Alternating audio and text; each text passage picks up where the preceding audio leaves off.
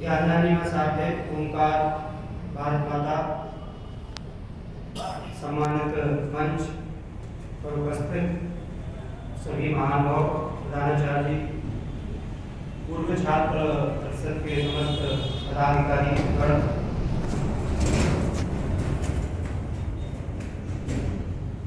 स्वामी जी का जो जन्मोत्सव है आज मनाने के लिए हम सभी इकट्ठा हुए हैं। और जहाँ तक है सभी विद्वान जन हैं तो, और हमारे पहले बहुत लोगों ने बहुत सारा ज्ञान यहाँ पर बिखेरा है, जिसमें श्री महेंद्र सिंह जी जो दाऊ हैं, इन्होंने तो जो वर्तमान में प्रधानमंत्री जी हैं और नरेंद्र नाथ दत्त यानी कि स्वामी विवेकानंद और नरेंद्र दामोदर दास मोदी दोनों लोग ही नरेंद्र ही हैं, तो इनको जोड़ करके बहुत अच्छा एक भाव रखा है। जब भी किसी महापुरुष की बात आती है तो हम लोग जयंतियां मनाते हैं और कहते हैं कि उनके विचारों को हमें अपने जीवन में उतारना चाहिए। वास्तविकता यह होती है कि हमें वास्तविकता में उनके विचार भी देखना चाहिए कि आखिर उनके विचार क्या थे और हमने क्या उतारे। तो विवेकानंद जी के बारे में बहुत कुछ है बोलने को, लेकिन बहुत ही फेमस जो उनकी पंक्तियां हैं, जो उन्होंने कहा है कि उठो जागो और तब तक मत रुको जब तक अपने लक्ष्य की प्राप्ति न करो। तो इसमें इस पंक्ति को कई बार दीवारों में लिखा जाता है, लोग बोलते भी हैं, कहते हैं कि कर्म करना चाहिए, लक्ष्य की प्राप्ति ना हो जाए जब तक रुकना नहीं चाहिए। अब अगर ये पूछा जाए कि लक्ष्य है क्या, किसकी प्राप्ति करना है, तो एक विद्यार्थी जो हाई स्कूल में पढ़ रहा है वो कहता है कि हाई स्कूल लक्ष्य है, और फिर हाई स्कूल हो जाता है तो कहता है इंटरमीडिएट लक्ष्य है, और इंटर हो जाता है तो कहता है हमारा ये डिप्लोमा, ये डिग्री लक्ष्य है, ये कंपटीशन लक्ष्य है, फिर ये नौकरी लक्ष्य है, फिर नौकरी में प्रमोशन लक्ष्य है, फिर नौकरी में आने वाली समस्याओं से दूर होना लक्ष्य है, यानी कि उसके लक्ष्य बदलते रहे। अब अगर बात ये पूछी जाए कि ऐसा कैसा लक्ष्य है आपका जो हर साल बदल रहा है, ये कैसा लक्ष्य, तो सबसे पहले तो हमें यही पता नहीं है कि हमें प्राप्त क्या करना है। जिसे आदिगुरु शंकराचार्य जी ने कहा है सा विद्या या विमुक्ते, यानी कि विद्या वह है जो हमें मुक्त करती है।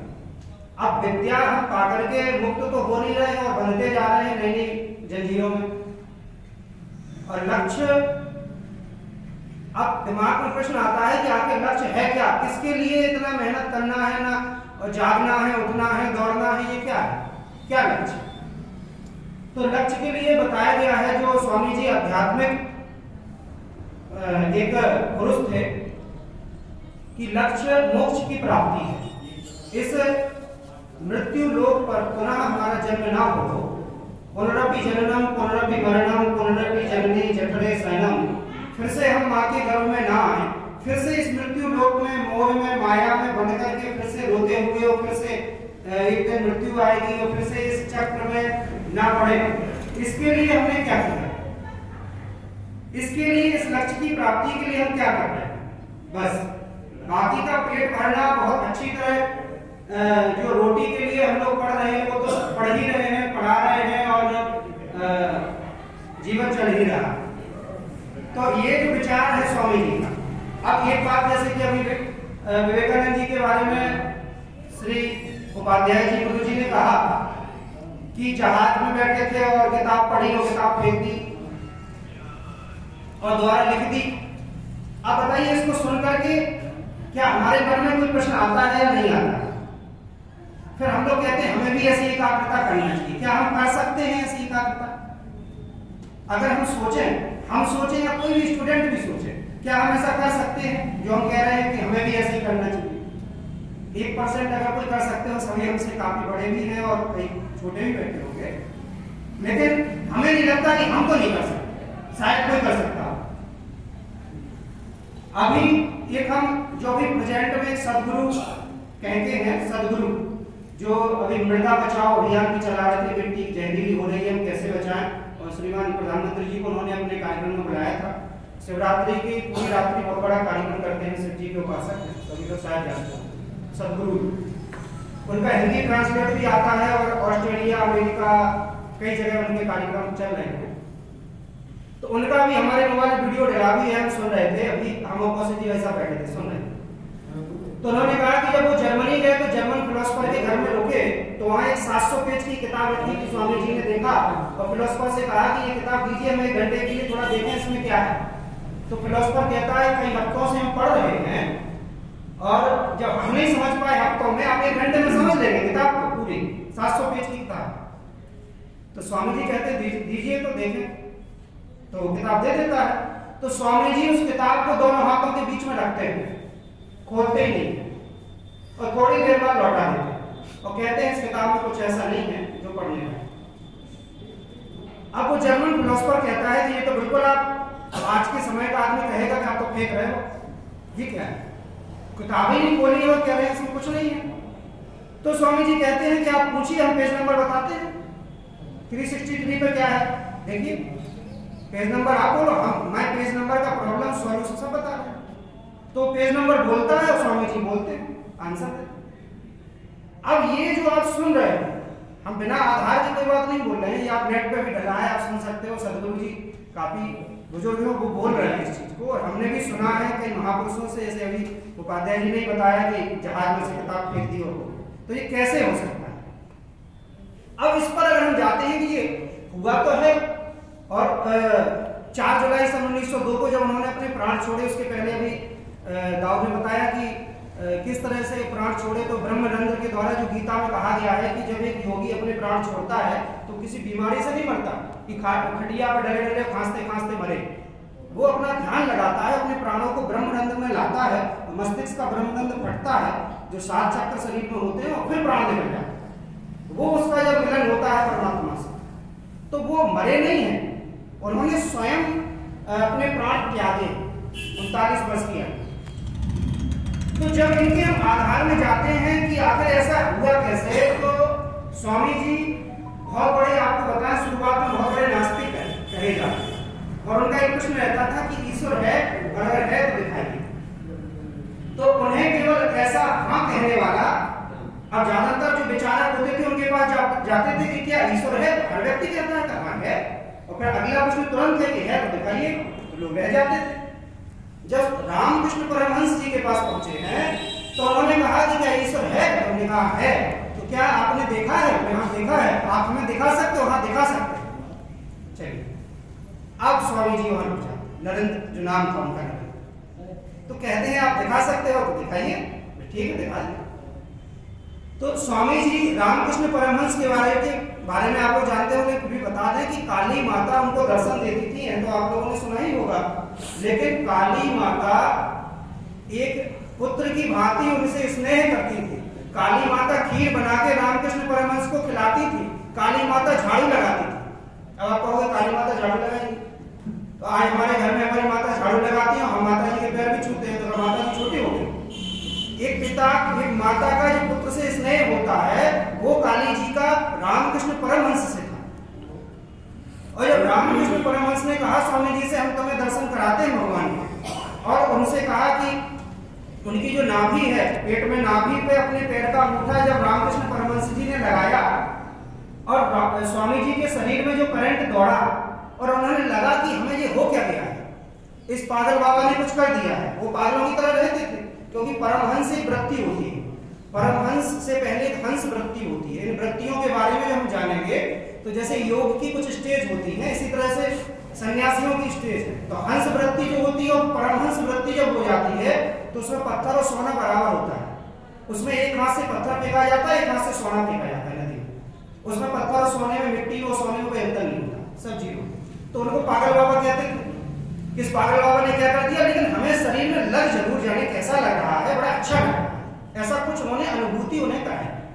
और उस स्थिति में स्वामी जी की कुंडलियां जागृत हो, और जब व्यक्ति की कुंडलियां जागृत हो जाती हैं, तो उसे बहुत ज्यादा पढ़ने की जरूरत नहीं है। इसीलिए हम लोग बीएड करते हैं, यहाँ आप लोगों में से किसी ने बीएड किया हो तो जो शिक्षा की परिभाषा दी गई है उसमें ये कहा गया है कि शिक्षा किसे कहते हैं, तो उसमें सब विद्वानों के अनुसार लिखा है कि शिक्षा किसे कहते हैं, तो उसमें विवेकानंद जी के अनुसार भी लिखा है कि शिक्षा किसे कहते हैं। तो उसमें लिखा है कि शिक्षा क्या है। विवेकानंद जी ने जो डेफिनेशन दी है कि बालक के अंतर्निहित ज्ञान को बाहर निकालना ही शिक्षा है। अब देखिए स्वामी विवेकानंद जी ने जो डेफिनेशन क्यों दी, तो हमने तो जो सोचा हम बताते हैं कि स्वामी जी ने अंतर्निहित ज्ञान को ही बाहर निकाला है, क्योंकि जिसको जो अनुभूति हुई होगी वो बोलेगा। कबीरदास जी जैसे कहते हैं कि तू कहता कागज की लेखी, मैं कहता नहीं नैनन देखी, तेरी मेरी कैसे बने। कबीरदास जी की किसी से नहीं बनती थी, क्योंकि तुम कागज की पढ़ी कह रहे हो, आंखों से देखी बोल रहे हो, तो हमारी आपकी बन ही नहीं सकती कभी। तो वही स्वामी विवेकानंद जी ने कहा कि अंतर्निहित ज्ञान, यानी कि स्वामी विवेकानंद जी को कुछ पढ़ने की जरूरत ही नहीं थी। स्वामी विवेकानंद जी के अंतर्निहित पहले से ज्ञान है।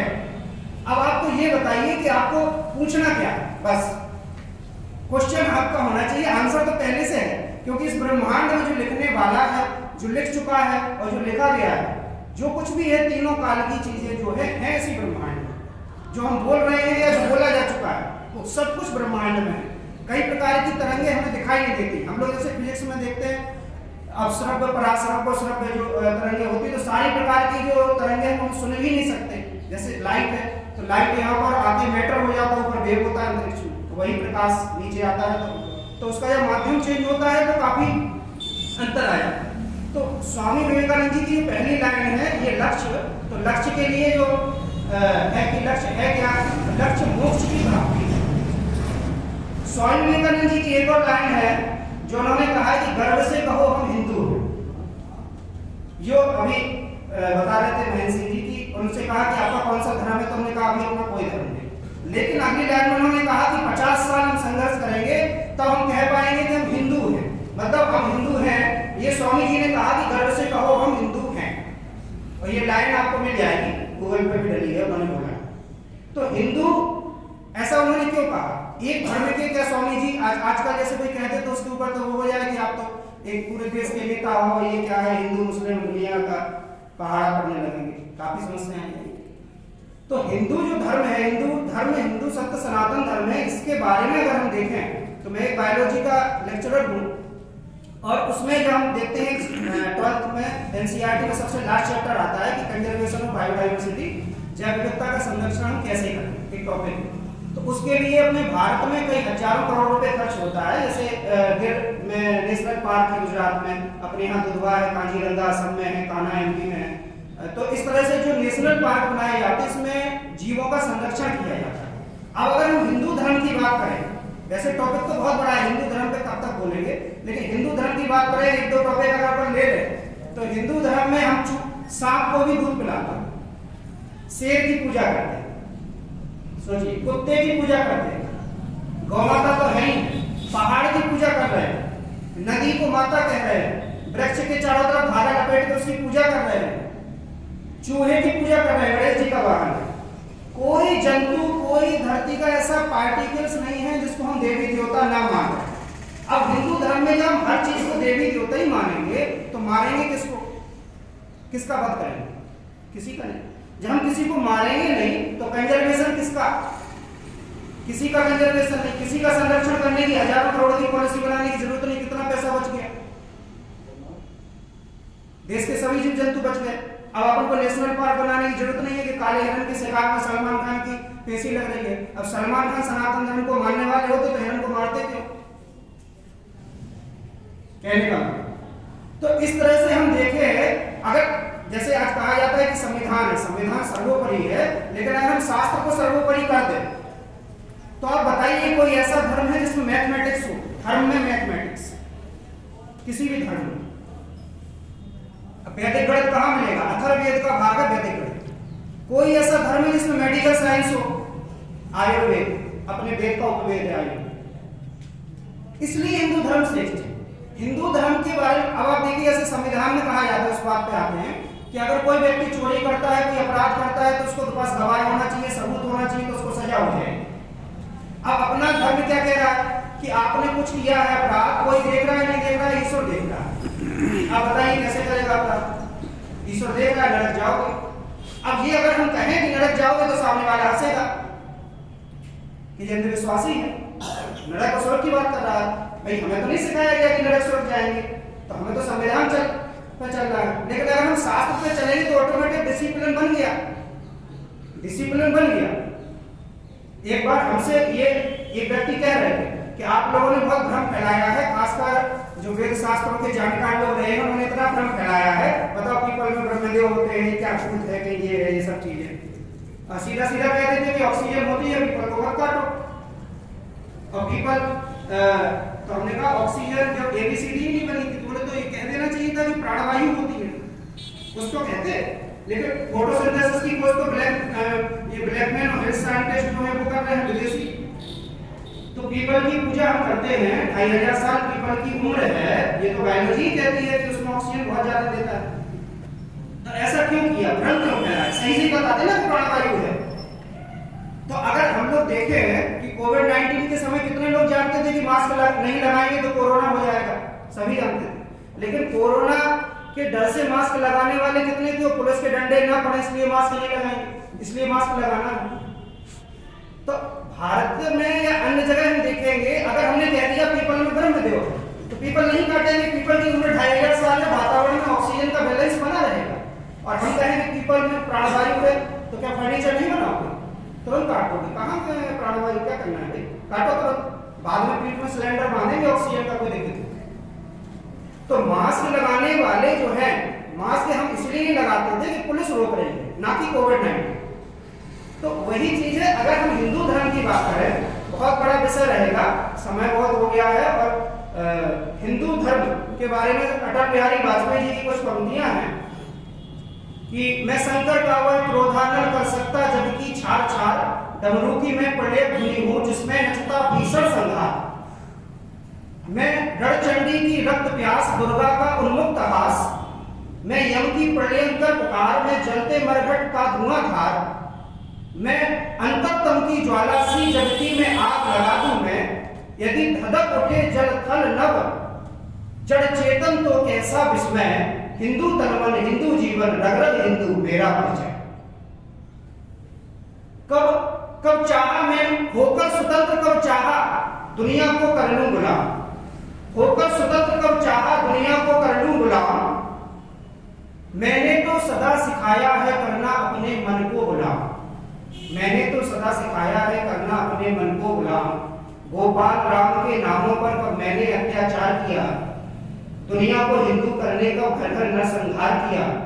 कोई बतलाए काबुल में कितनी मस्जिद तोड़ी है, कोई बतलाए काबुल में कितनी मस्जिद तोड़ी है, भूभाग नहीं सत सत मानव के हृदय जीतने का निश्चय, हिंदू तन मन हिंदू जीवन रग रग हिंदू मेरा परिचय। बहुत बहुत